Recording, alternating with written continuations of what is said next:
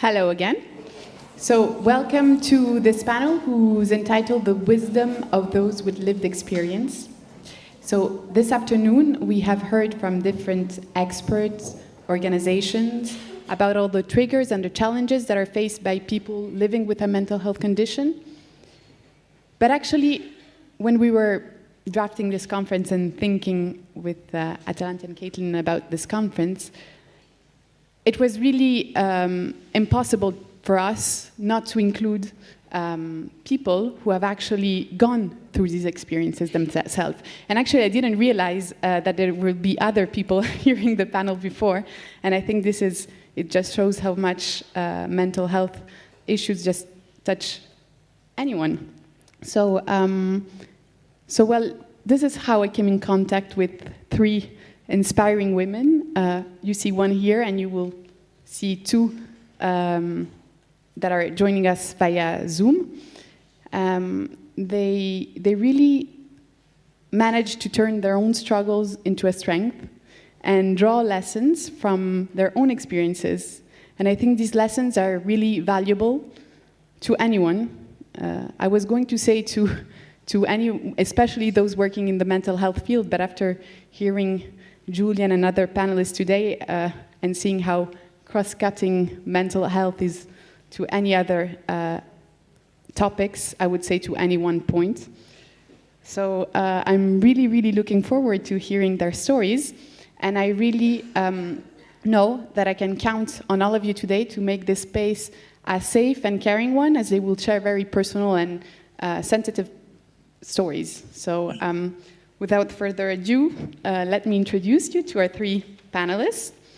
We have Kamala Poudel, who's the program officer at KOSHISH, a pioneer self-help organization working for the voice of people living with mental health conditions and psychosocial disabilities in Nepal.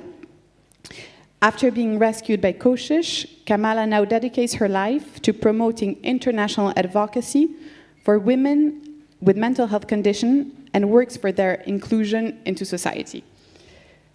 Then we have Charlene Sunkel, who's from South Africa. She is the founder and CEO of the Global Mental Health Peer Network, the first global organization dedicated to empowering people with lived experience to drive change in the global mental health sector. Living with a mental health condition herself, she became a global mental health and human rights advocate to create a world where all people are able to thrive. She now serves on a number of international boards and has received numerous awards for her work and dedication. And we also have here Hauwa, Ojeifo.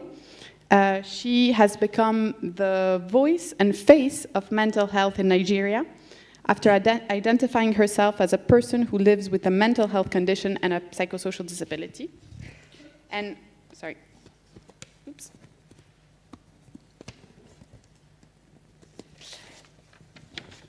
This is what happens when you don't do it on your phone. Okay. She is the founder and executive director of She Writes Women and the creator of Safe Place Nigeria, a digital community for mental health. And she's also the recipient of prestigious awards such as the Goalkeepers Global Goals Changemaker Award by the Gates Foundation. So how this panel will work is it will be divided into two. First, I will ask some questions that we have prepared to our speakers, and then we will open the floor to some questions for the speakers. So first, I will start with Kamala. Actually, I will look here because I have Kamala in front of me as well. So hello, Kamala. Kamala could not join us today in person because she does not hold a passport, but thanks to technology, she was able to be with us, and we're very, very happy for this. So Kamala, before maybe going into your story, could you please give us and the audience a brief background about the situation of women with mental health conditions in Nepal? Sure. Good evening, everyone. My name is Kamala. I'm from Nepal, and I'm a person with lived experience of mental health issues, as you are aware now. The situation of women with mental health issues in Nepal is very appalling. They have to face dual challenges of stigma, prejudice, discrimination, and worst of all, targeted, institutionalized gender-based violence because of being a woman, as also being a woman with mental health issues. Most of the times, other women become judge of their fellow women, which is very, very sad. Women becoming judge of the fellow women. And since they have a customary traditionary belief that incidents of sexual abuse and gender-based violence, domestic violence, prejudice, insult, humiliation are the result of past bad deeds of the victim women herself and not the non-women segments such as the men, institution and system, they affect the confidence, survival instincts, resilience and social sustainability output of these women with the mental health issues and thereby end up distorting the focus for the women with mental health issues in the macro and micro spectrum of things. It is very sad that women are blamed, women with mental health issues are blamed for what is happening to them. And they always fall on the wrong side of the fence at the socio-cultural level as also at the economic level. And they fall prey to socio-economic and cultural lynching if they try to seek justice. The worst and the saddest part is what I suffered, as per my experience, it was not because it was personally directed against me. The saddest part is it was institutionalized, and had it been someone else also in my place would have suffered the same way. Yeah. That is the worst part and that is the saddest part. Thank you, Kamala. At one point of your life, you actually experienced, and like you just said, you had to go, you had to go through this experience in Nepal because you yourself got a mental health condition. And I think if you could just share your story, because I think what is important is it didn't just happen to you, actually. No, you went through a lot of traumatic experiences, and we touched upon social determinants and living in condition that might put you more at risk of developing these kind of conditions. So maybe if you go into your personal story, we will understand also how it happened to you. Sure. Very briefly, my story starts from the age of about 4 to 5 years of age. I was very young when I became a victim of child trafficking. And I spent my growing years, about 5 to 6 years, in a brothel house. And it was very customary practice in those days in Nepal to women being trafficked, children being trafficked, girl child being trafficked. And I was just as another girl child being trafficked. And eventually I managed to run away from the brothel house, but it left a deep impression on my psyche. And probably the mental health issues started cropping up in my life because of the fear, phobia, and the trauma I witnessed in that brothel house, especially in this older women. But there were a lot of older Nepali women there, and I was not victimized to the extent they were victimized. Looking at them, I got scared, I got phobia, and I ran away without falling prey myself to the malpractices of the brothel house. Eventually, I grew up on my own because at the 5 years of age, I was sold into child trafficking. So I had severed all ties with the biological family. And I did not remember where my biological family is, who my biological family is. So eventually, when I ran away from the brothel house, I had to survive on my own. So I worked in roadside restaurants, I worked as a newspaper vendor, and I worked small-time jobs, and I managed to live somehow, survive somehow. And eventually, I started a job of a tourist guide in Nepal, which was like a dream come true for me.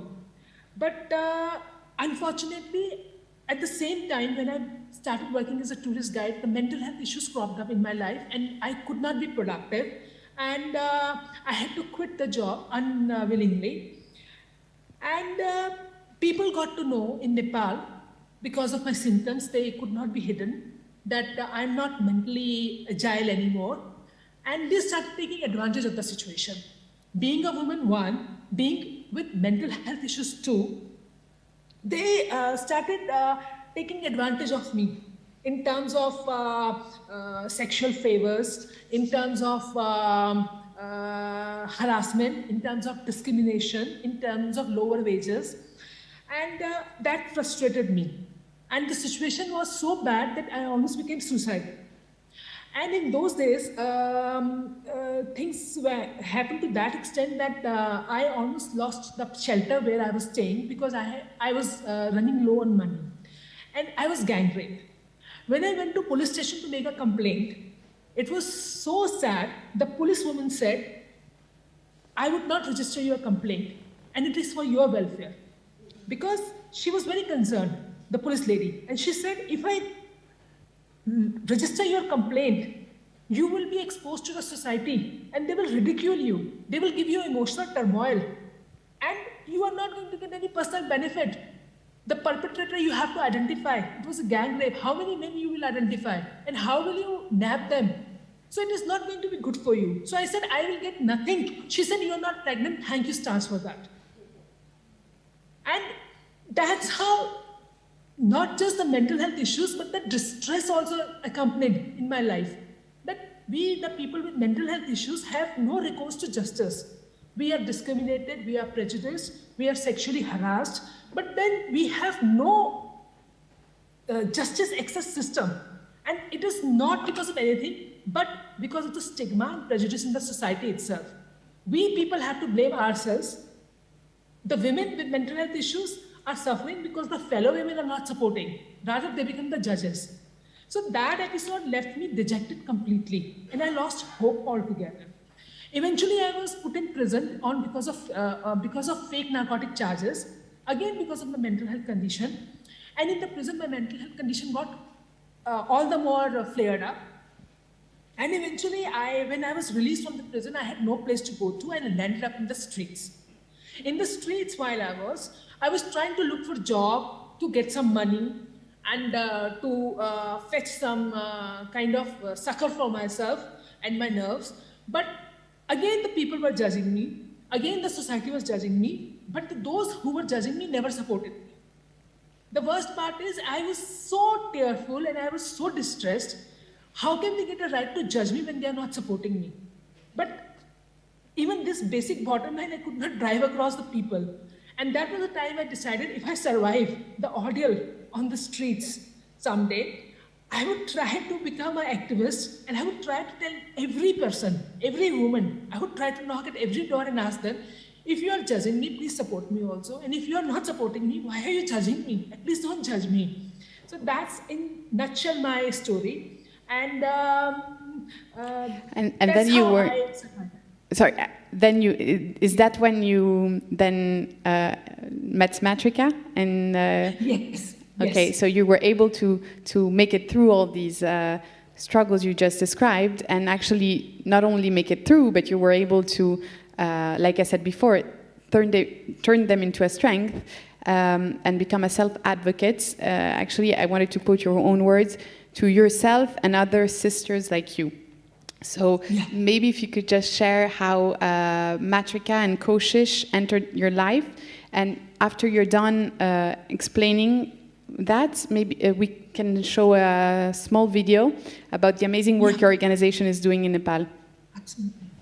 Well, I was in the streets in Nepal and I had not eaten for about 2 days, and suddenly somebody comes and wakes me up and says, we'll give you food, please wake up, but you have to come with us.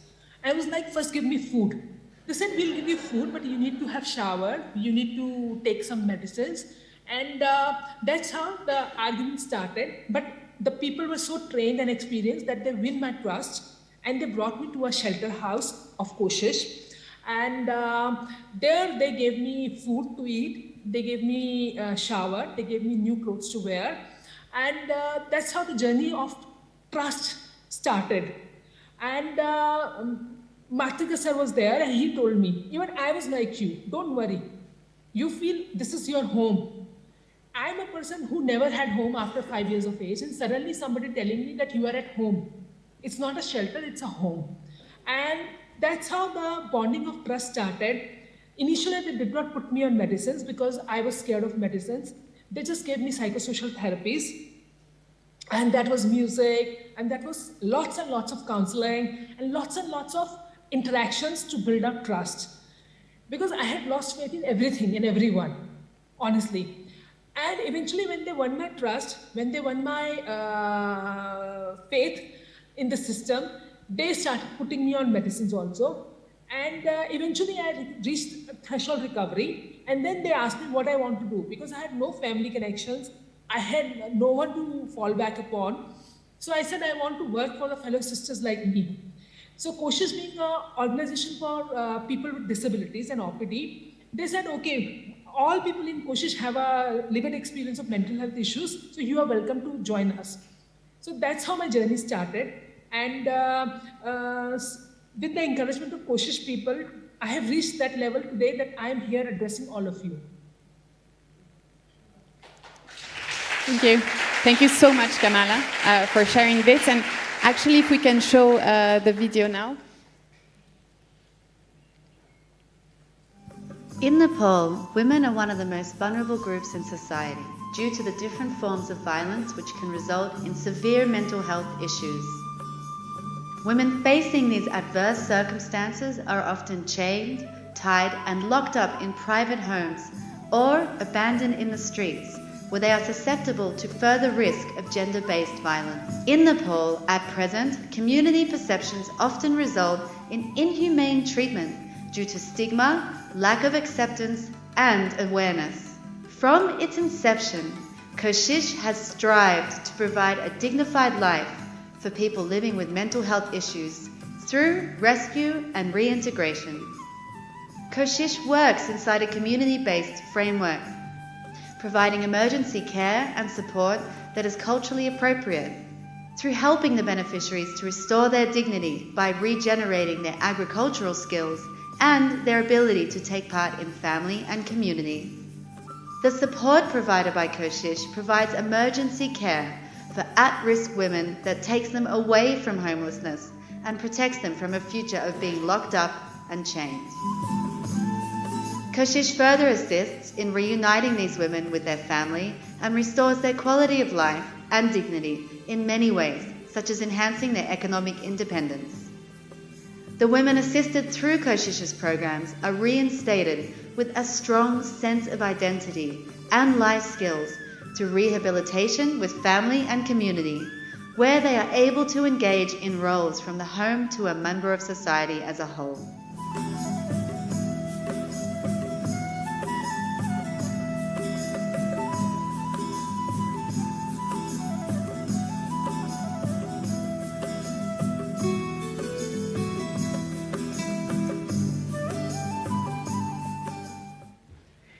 So Kamala, before I hand over to Charlene, when we were preparing this session, you told me something very powerful. You told me, I don't want people, even though my story is difficult, I don't want people to live without hope. I want them to give concrete actions. So I want to ask you, is there something, a key message you want to convey to our audience today? Maybe how we can support your work in Nepal? Yes, please, absolutely. The thing is, we, the women with mental health issues, psychosocial disabilities, we need definitely short-term support, which is like psychosocial support, shelter, food, clothing. But then eventually, one has to take care of their own self. Nobody can take care of anyone for the rest of their lives. So we need to become self-advocates. We need to be empowered. We need to have capacity building. And very honestly, for that, inclusive policies have to be encouraged, inclusive advocacy has to be encouraged, and we need to have bargaining power in the society, which unfortunately, Nepal being very, very strong patriarchal country. I'm Nepali, I'm proud of my Nepali values, I'm a proud Nepali, but unfortunately we are very, very orthodox, we are very, very patriarchal. And because of this, the women are subjugated, more so the women with psychosocial disabilities. So we don't have bargaining power. We don't have equal participation in the society. So if we could get that, in the long term, we could actually achieve equality or a dignified existence for ourselves in Nepal.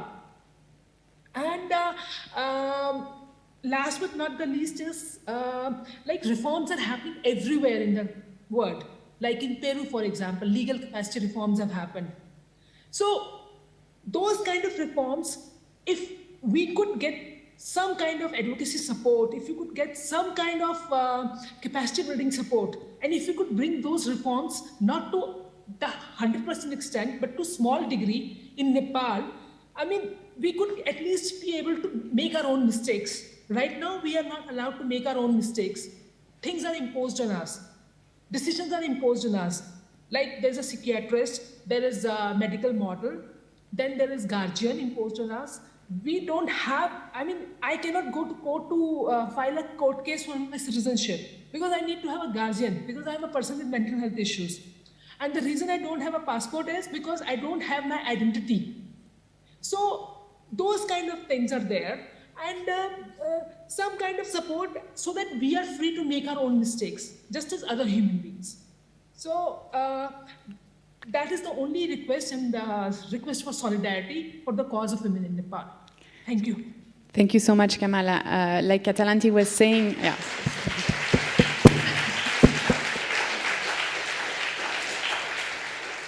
And on what you just said, like Catalanti was saying before, the work doesn't end with this conference, so I'm sure your message was heard, and I hope it will be answered as well. Thank you. So now I am moving to Charlene. I'm very happy that you're here. You're making me feel a little less alone in front of all these people.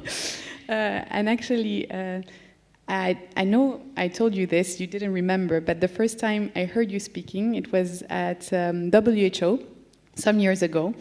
And I remember how empowered you looked in your little chair in WHO's executive room.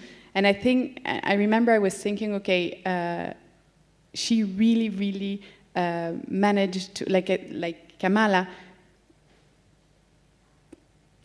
take her own experience and make it into a motor to build something and to drive her life, actually. So you created a peer network, right? And you went through a journey before doing that. So I would be happy if you could share this journey with us today. Certainly, thank you very much. Yeah, I don't remember a lot of things, but anyway. Yeah, I'll try to capture it in 5 minutes. It's a long story, but I was diagnosed when I was 18 years old with schizophrenia. I'm talking about 1991. So you can imagine those days. I remember the only term I kind of knew about mental health conditions was nervous breakdowns, and I could never kind of visualize how that happened. But back then, that was how it was referred to. People never spoke about it, so obviously I never heard the term schizophrenia. So it really scared me. But I think what was probably more scary was how people responded to that diagnosis. I think we all know about stigma. It's like we're fighting stigma forever and ever, and it's just not breaking down sufficiently. For me, what's worse is, especially in terms of schizophrenia, once you have a diagnosis, is people automatically think that you are dangerous, that you're going to pull out a knife and murder them or act aggressively, that they can't have a conversation with you because you're unpredictable, so they don't want to engage with you or talk with you. So for me, that was terrible. But the worst was when people actually took away my decision-making for me and took away my independence. My independence was the worst. So I was told that I would never, ever be able to work again, that I couldn't drive a car. Not I don't know what the car has got to do with my schizophrenia, but I couldn't do that. I wasn't allowed to manage my own finances, live on my own, all those things. It was so focused on what I couldn't do, nobody ever focused on what I could do. So I eventually ended up in psychiatric hospitals for a total of 4 years, kind of 3 months to 6 months at a time. But I must emphasize, I know previously we also spoke a bit about involuntary admission. So I had several involuntary admissions to lock-up wards. But for me, if I think back, it was actually completely unnecessary for me to be involuntarily admitted. I would have voluntarily gone to a psychiatric hostel to go for care and, to only if it presented as a place of care. But I don't know if any of you have been to psychiatric hostels. They're like far away from society. It looks like a prison. There's like high walls and bars on the windows and it locks. I actually still freak out when there's closed doors and locks. That sound is still traumatizing for me. So all in all, for me, this experience of involuntary admission and dealing with the stigma, but especially the abuse and human rights violations within the hospital was for me more traumatizing than the symptoms I experienced. What also happened within the hospital, and I think I went to state care because private care was too expensive, was that you were so over-medicated. You drooled. All you wanted to do was lie down. So we were in a ward. We were 40 women. And there was, of course, few staff. And I think they probably over-medicate people because either they don't want to deal with you or, of course, there's not enough staff to attend to everyone. But just to give you the routine in the hospital, which was traumatizing, undignified, dehumanizing, all the bad things, was like they would lock us up in the dormitory. There were about, 15 women in a dormitory sleeping in one room. You were locked in there for the night. In the morning, they unlock you, then you go and you had to stand naked in line. I'm talking about 40 women now. Naked in a line to bath, one bath, so much water, lukewarm water.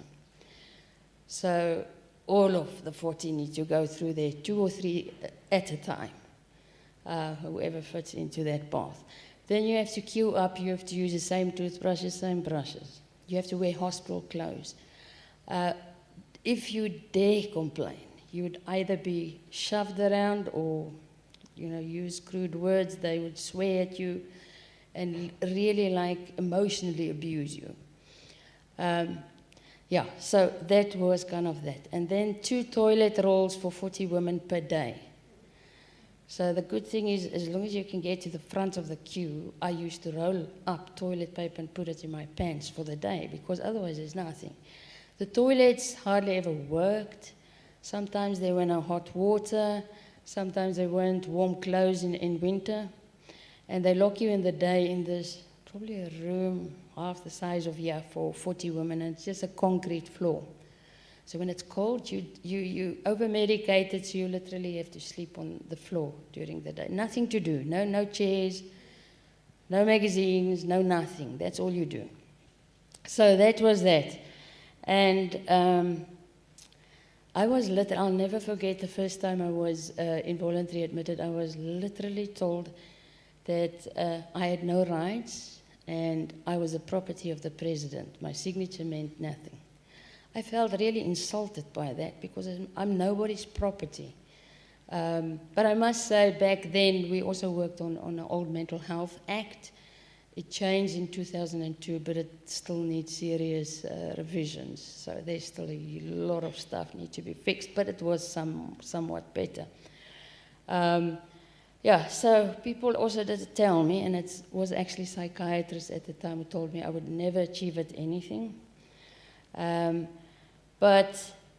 even in the hospital, I must also note that if you stood up for your rights and you said, this was wrong, it was actually being perceived that you were a difficult patient, that you were aggressive because you retaliate now, and you need to be punished. So you would be put in a seclusion ward, which is also a small room, just on a concrete floor with a mattress and a bucket, and that's it. And I never cleaned it from the previous person who was in there. So that experience was really that sparked my career in mental health. I just felt I had to put an end to the suppression, you know, to allow people to actually claim their lives back. So, of course, because of my diagnosis and having lost my job as a result of all of this, I had to start volunteering because nobody would give me a job. And that was the only way I could prove myself and to others that I am capable of working. So I eventually decided I needed to make the change. And that's like a long story. I'm not going to go through all the steps. But eventually I established the Global Mental Health Peer Network to kind of strengthen the voice of people with lived experience. And I think we all know the circumstances are very disempowering for people to advocate for themselves. So the idea of the peer network is also to empower people, peers empowering peers to really influence policy and practice out there and to make a change. I hope that was. Thank you. Thank you so much, Charlene.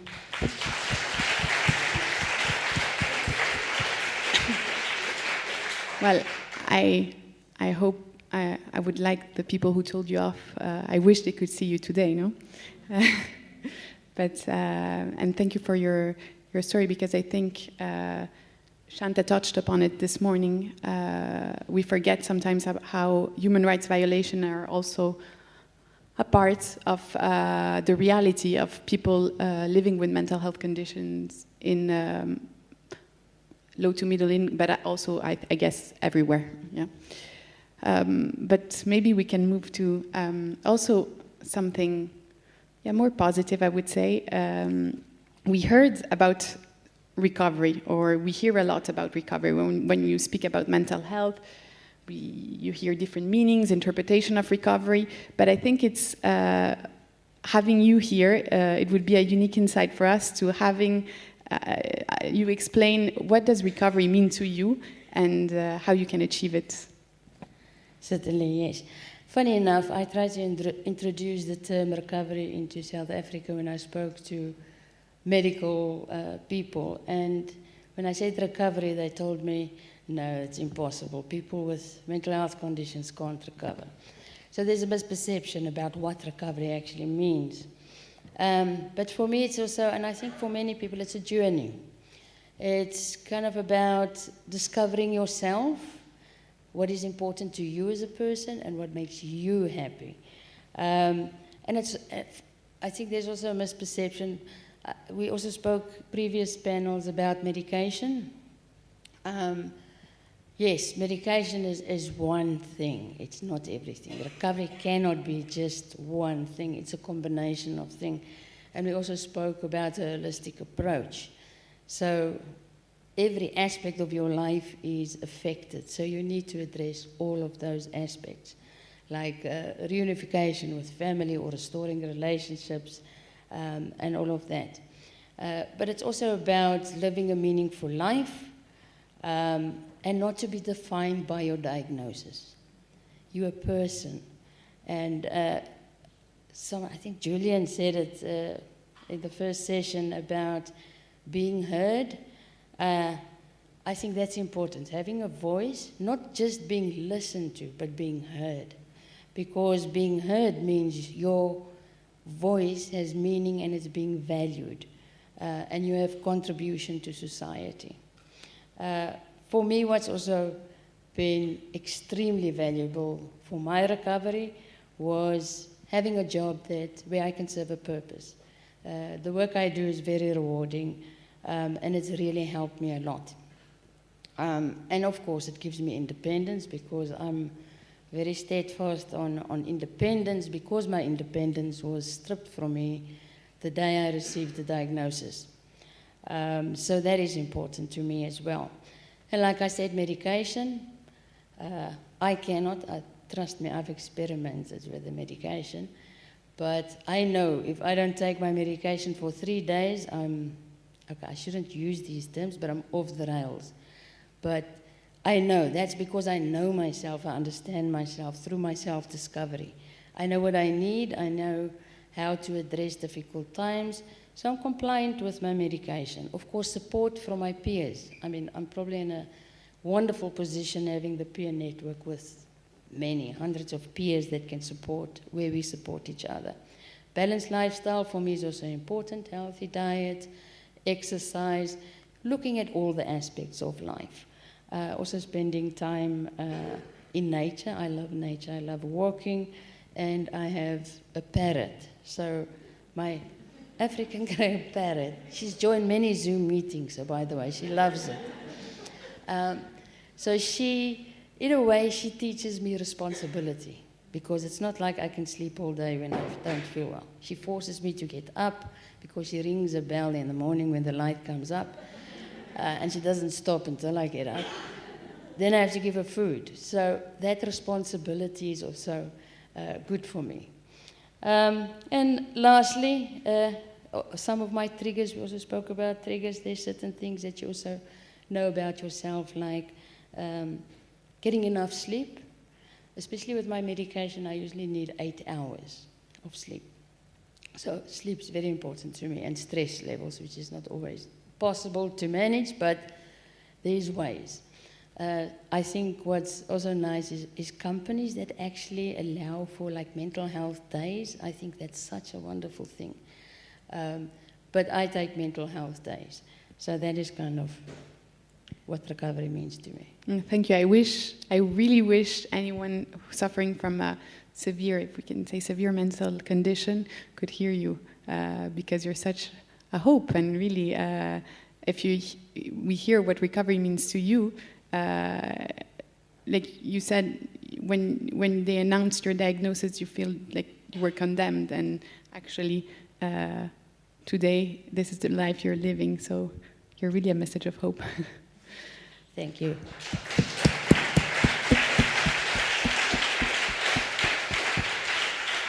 Again, when we were preparing this session, I asked all of you about the key messages you wanted to convey, and you really insisted on the fact, on the participation of people with living with a mental health condition into anything touching mental health care.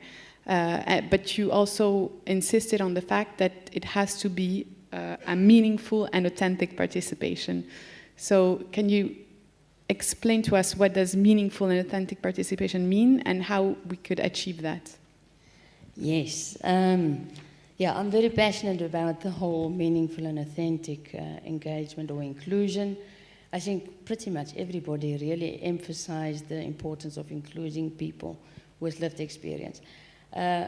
Maybe just to say why it's important is because you can imagine if you we kind of live through the consequences of having a diagnosis, for example, facing stigma and discrimination, being segregated, dehumanized, but we also experience good and bad things, good services that work and services that seriously don't work. So based on that, our experience comes a lot from navigating systems. And I'm not talking only about the mental health systems, because we navigate other systems like, like education, employment, all those systems, social development systems. So we also have that knowledge and in-depth experience. So from that, we also know what is needed to fix those systems, to make it more effective. And also what is needed to address inequality, inequity, to also remove the barriers to inclusion, to create stigma and discrimination-free societies. But on a broader level, we can also advise how we can contribute towards sustainable development. We spoke about sustainable development goals. We can easily fit into that as well. So essentially, we are able to guide policy and practice, as I said, not only in the mental health care system, but I think it was a previous panel, we also spoke about professionals. And I thought what is important, what we also advocate for, is people with lived experience should be part and integrated into the education or training of professionals. I do a lot of kind of lecturing to students, especially psychology students, And they often point that out as the most valuable session throughout all the theory that they've learned. And I think that also prepares them when they actually interact with humans with a mental health condition out there, it prepares them better. So, to answer your question in this short story. So, meaningful for me is, it means you give people the tools and you create a suitable environment where they can make quality contributions. And that can happen, of course, through empowerment, but also through the principles of effective engagement. Now, that includes mutual respect and trust. It also is valuing the contributions, transparency, and creating a safe space for people to make their contributions, and very importantly, no power imbalances. And also to enhance and promote diversity, because we cannot just engage people from one population group. You need to include everybody, women, men, young people, children, LGBTQ, every population group under the sun need to be involved. And then we get to authentic, and authentic cannot happen without meaningful. Because authentic, the main key word is non-tokenism. It mustn't be just a tick box exercise. And that still happens a lot, to be honest. And experiences, of course, and views need to be valued, and contributions need to reflect. For example, if we review a policy on a certain thing, at the end of the day, what we contributed and recommended should reflect in that policy. And that also doesn't happen often. Just to conclude, I always like to imagine a world where people can thrive despite their mental health condition, and I truly believe that that is possible if we meaningfully and authentically include people. Thank you.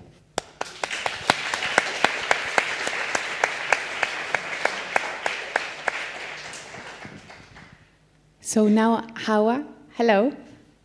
I'm very, very happy that you could join. Hauwa was supposed to be here today with us, but we had some visa issues, so she's still able to join virtually. Hauwa, you were the first woman in Nigeria to speak out about mental health. You really broke the silence and the stigma surrounding mental health.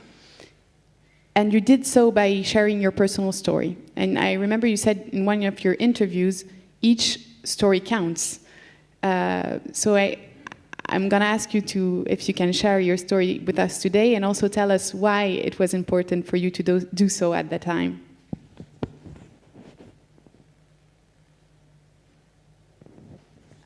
I'm sorry, Hauwa, 1 second, because we have some problem hearing you. I'm not sure. Can you hear me now? Okay, perfect. Now we can hear well. Oh, great. Thank you so much, Gaia. And just a big thank you to Charlene and Kamala for sharing as well. I don't know what unique thing I'm going to say, because their stories are so humbling. Thank you so much for sharing your stories. So yes, my own story. I always say, and I've said it before, that my story is not that unique. And I don't say it in a way to, somewhat reduce my experience, but perhaps to magnify the experiences of those that we do not hear enough about. And so my story with my mental health really started as a child that was once talkative and then went quiet.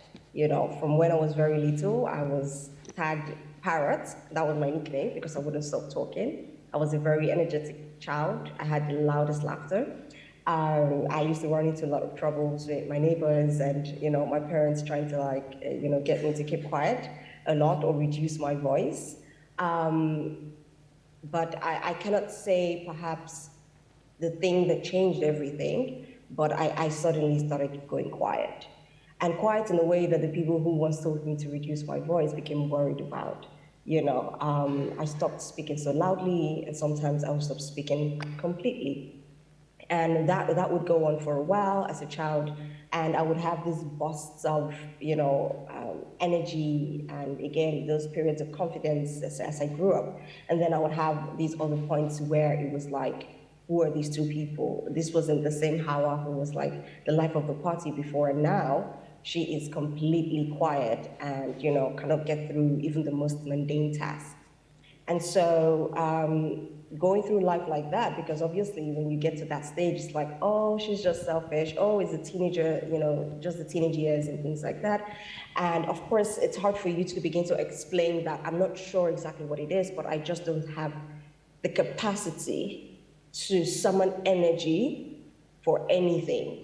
I just didn't know how to explain that. And what really prepares you for that, really, we don't get to have psychoeducation in mainstream education. You don't get to learn enough about mental health or even anything about mental health growing up. You get to figure it out yourself if you can, if you have this certain kinds of privileges too. And so that was me. I didn't know how to communicate what was going on inside of me at any given point in time. I knew there was something off, but I couldn't quite verbalize what that is. And I always say from the outside, you can't see it, from the inside, you can't explain it. And so it was until I was raped in my own bed that, I believe that was the time when it was impossible for me to ignore or to continue to live day to day with certain challenges I was dealing with. When I got raped, I had to see my perpetrator almost every single day for an entire year following the rape. And it created a lot of things for me. I lived with a severe anxiety. I always say, it felt like my insides were decaying. I started having irritable bowel syndrome, lactose intolerance. I started having physical health issues that were previously not there. Hyper security, or hyper a lot in terms of my personal space and security. Just not being able to, always be in certain spaces or see certain colors or things like that. Again, I didn't particularly know what that was, but that was one step closer to really understanding what it was. And even with such a life-changing event, I still couldn't summon the safety. I wouldn't even say courage. I would say I couldn't summon the safety because the environment just doesn't prepare you to bring in such information. And it's really interesting because a lot of times we tell people who have gone through certain traumatic experiences and we say, speak up, speak out. But to who and where? Have we created the spaces and the platforms and the people to be able to receive such information, to ensure that we can hold space for people who have gone through severe life-altering experiences and trauma? Do we know the right things to say? Do we know the right support to give? And can we even personally, individually, or collectively be able to handle the depth of such uncomfortable conversations? And so once again, no one knew about this. I was going through this by myself. I didn't know who to tell, and we're living in a society where a lot of victims of sexual violence had, gone through a lot of victim shaming and blaming. And I, for one, knew that one of the things that happened immediately after I got raped was there was this internalization of guilt and fear and shame and blame. I felt like it was all of those emotions that were affecting me physically on the inside because it was so immense and it felt like fire in my belly. Literally.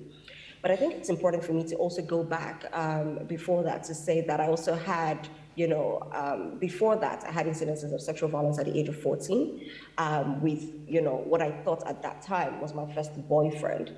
But obviously I didn't even realize at that young age that I was actually being sexually abused, and I didn't have the capacity to even consent to anything that was happening at that time. And not only did I go through sexual abuse, I also went through physical abuse, a lot of hitting and beating and things of that sort. But anyways, after the rape as an adult, about 21, I started to do some work, with regards to searching the internet, looking for resources. And that brings me to the fact that we live in an environment where resources are not always accessible. And when they're accessible, it's only after one has gone through that life-altering event, as opposed to having information that helps to de-escalate incidences like this, or as a first response. And so I was the one seeking out, as opposed to it being, in my face for me to be able to run to.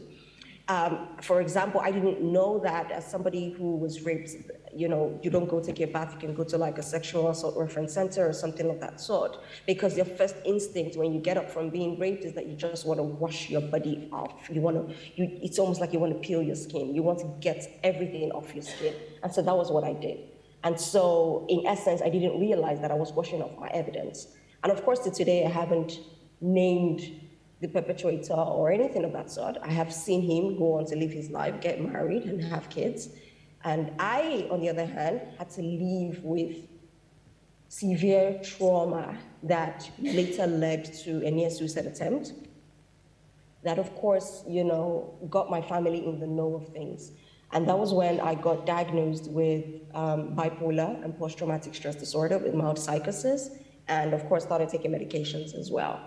And so, of course, what started out as something very harsh and something very bleak also gave birth to my organization, She Writes Woman, in April of 2016.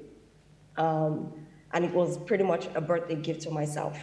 I decided that, you know what, I'm gonna use this platform to talk about stories about women. And I'm gonna talk in the third person because I wasn't quite ready to tell my story publicly, because I wasn't quite sure what the response was going to be. Were people going to believe me? Was I going to get victimized and shamed like all of the other times that perhaps I'd said it or tested it out in smaller groups? And so I started to share my story and in third person, but I realized that people were very endearing towards the story on social media. And I realized that people, even though they wouldn't comment openly or like you know, your post, they would come in the DMs, they would send emails, and they would say, that's my story, that's my mom's story, or that's my wife's story, and things like that. And I realized that it seemed like everybody was on some level going through, or you know, a weakness in someone's story of this sort, but nobody was able to speak, and everybody was waiting for the first person to talk. And so somehow I managed to summon the courage to publicly tell my own story, and it has been overwhelmingly positive since then. It's been amazing. We started a 24/7 toll-free helpline.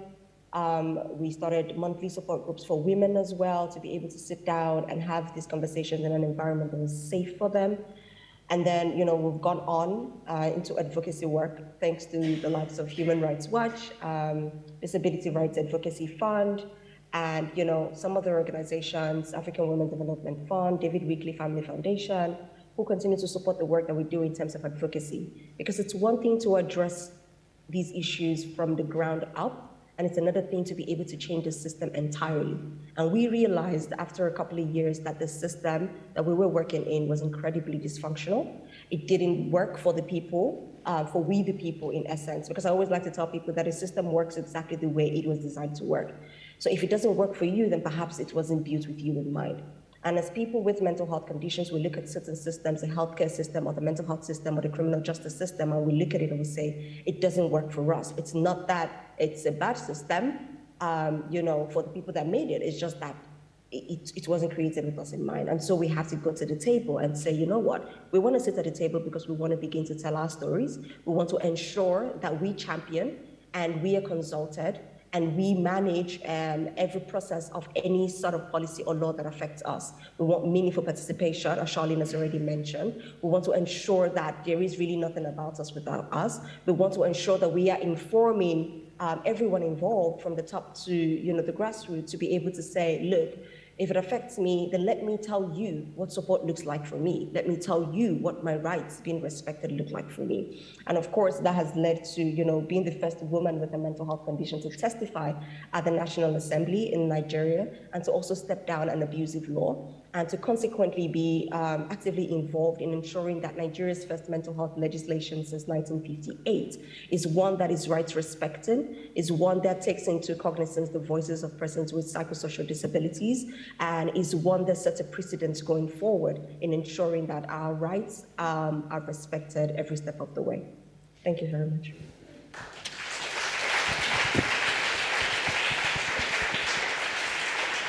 Thank you so much, Hauwa, for sharing all of this. And you actually introduced the next question I wanted to ask you, because leading to this conference, we had a webinar who touched upon the importance of community. And it seems you were really aware of that importance when you created your digital platform. So I was wondering, could you tell us, because you already told us what this platform does and why it is important, but what other support do you think is important? And I'm thinking about individual support or state support that is necessary to avoid isolation or and to ensure that people who are actually dealing with mental health condition are taken care of.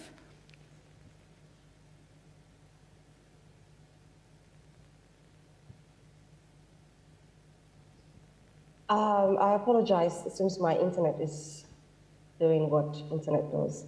Yeah. You could not hear my question, right?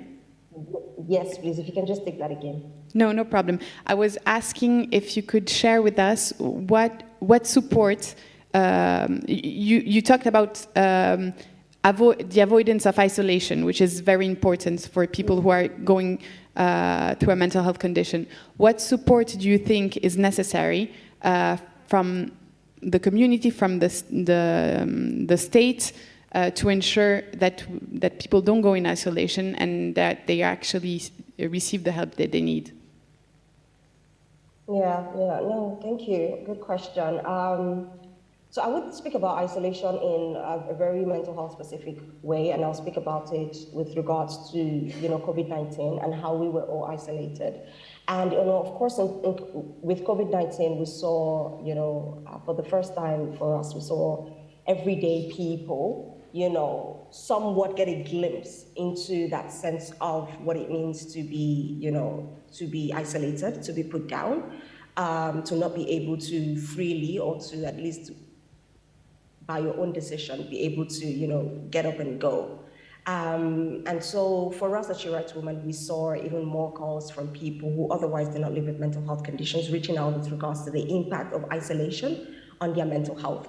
Now, when it comes to people with actual mental health conditions going through either navigating the COVID-19 pandemic or just generally speaking with regards to their mental health, we find that it's a symptom, it's a multi-pronged issue across, the stakeholders you've mentioned. It's the government, it's the community, it's the healthcare, it's social support.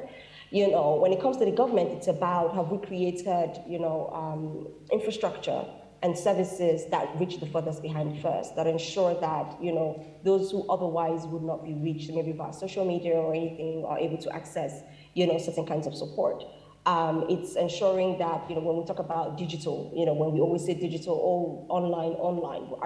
We're looking at Nigeria, for example, a country that, recent studies are now showing, reports are showing that, we have the most multidimensional poverty in the whole world. And you begin to look at that vis-a-vis some of the interventions, so to speak, that people could potentially have. Isolation also with regards to receiving mental health care can also be looked at when you think of how people are detained, go through detention in psychiatric hospitals and other mental health facilities, because we feel we have the paradigm, we're working with the biomedical paradigm that says that when these people do not fit into the norm, so we have to take them and put them in this place until we're sure that, maybe we can get them back to here, or we just keep them there and let them live their lives. And so it's layered. It's a very layered conversation, but I would say on a grand scale, it starts by us doing our work in terms of advocacy with regards to getting the governments to ensure that some of these things are illegal, and that, it's not just enough to put it on a piece of paper, but we must enforce it. We must ensure that it is also a shift in our mindset. And all of that, again, it's all in the CRPD, but how does it translate on a country level? Awareness raising, how are we ensuring that people recognize that people with mental health conditions and psychosocial disabilities are equal, should be treated with dignity and liberty?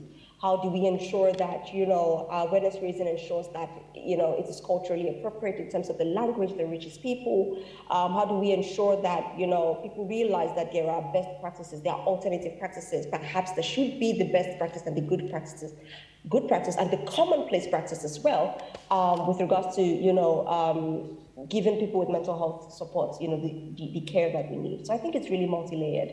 And for each participant or each stakeholder, it's a huge view, really.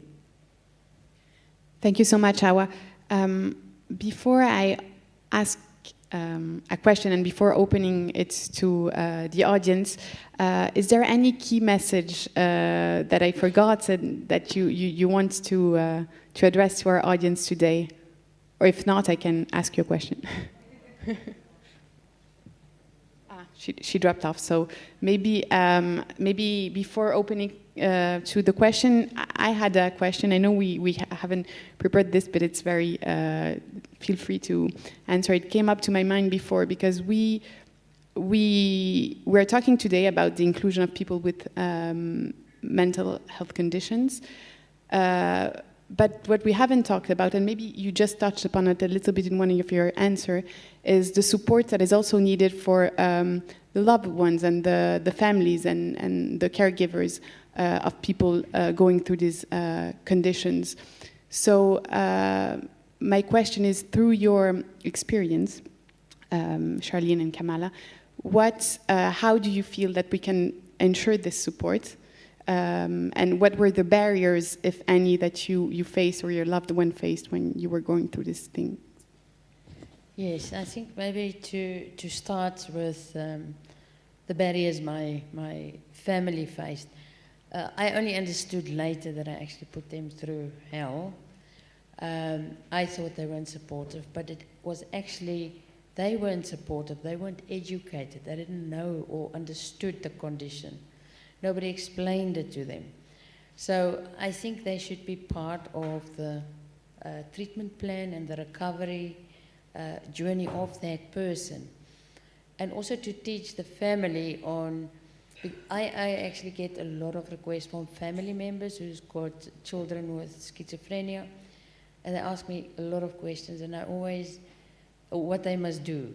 I always say to them, you always need to ask the person what they need, how they can be supported, you know, how to help them identify triggers, all those things. And I think you need to teach the family. And there also need to be support groups or in whatever form for families, so that they can also support each other through something like this.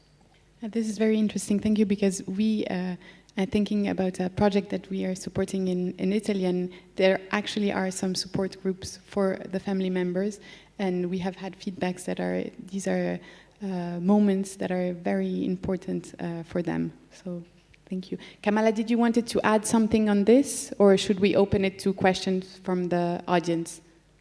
Well, as Charlene pointed out, family as in caregivers, family as in non-caregivers, they are the ones who are handling the stress, being in proximity, being in immediate proximity of the person with mental health issues.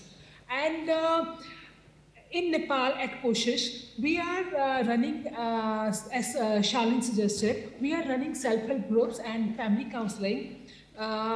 In self-help groups, we encourage not just the individual with mental health issues, the women with mental health issues, but their immediate family members, their caregivers also, to join. And these are the self-help groups which are very, very informal, where we give them counseling, we give them family counseling, we give them livelihood support, we try to give them economic empowerment, and we try to bring them to the level where they can take care of the individual with mental health issues as also their own self, because care of the caregivers is also equally important.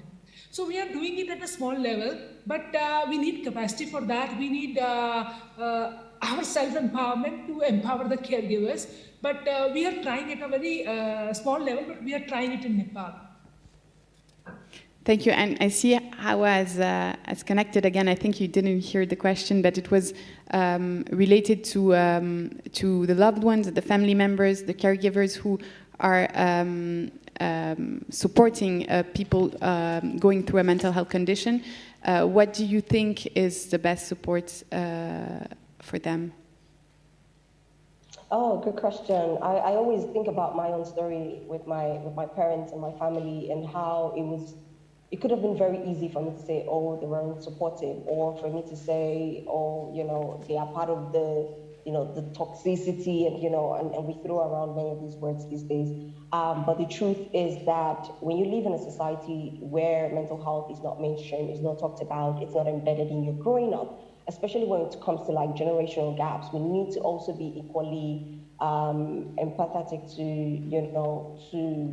the older generation, our parents in particular, because you can't particularly give in that scenario what you don't know, what you don't have.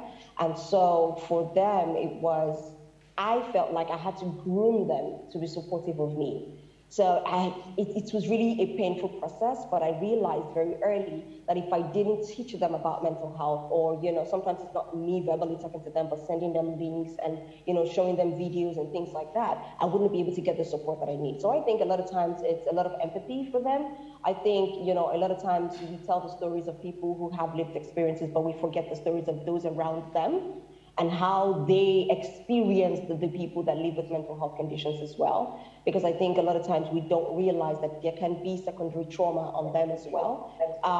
The burden of the care, of learning, of responding, and also trying to be, that perfect person for, the person who's going through a mental health issue or lives with a mental health condition. So I would say a lot of empathy. I would say mental health services definitely for carers. It's something that, we should definitely mainstream. Equally in terms of support systems, social support, I do believe that families or carers of people with mental health conditions should also be looked into with regards to social support as well. I think when we realize that, reasonable accommodation could also potentially in some cases include carers of people with mental health conditions, then we realize why it's important for them to, be well taken care of. Thank you so much, Hauwa. We don't have time, sorry. We have no more time, but I think your stories were so powerful that it was well worth it using all the time.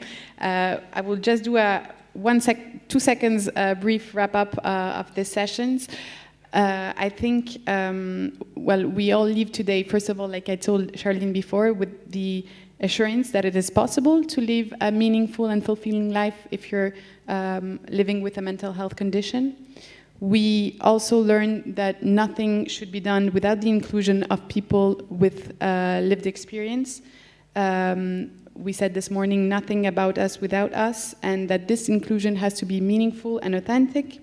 But actually, prior to the inclusion, you need to empower the people that you want to include.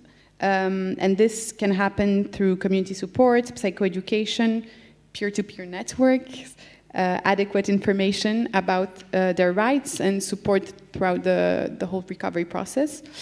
And so these are very important messages.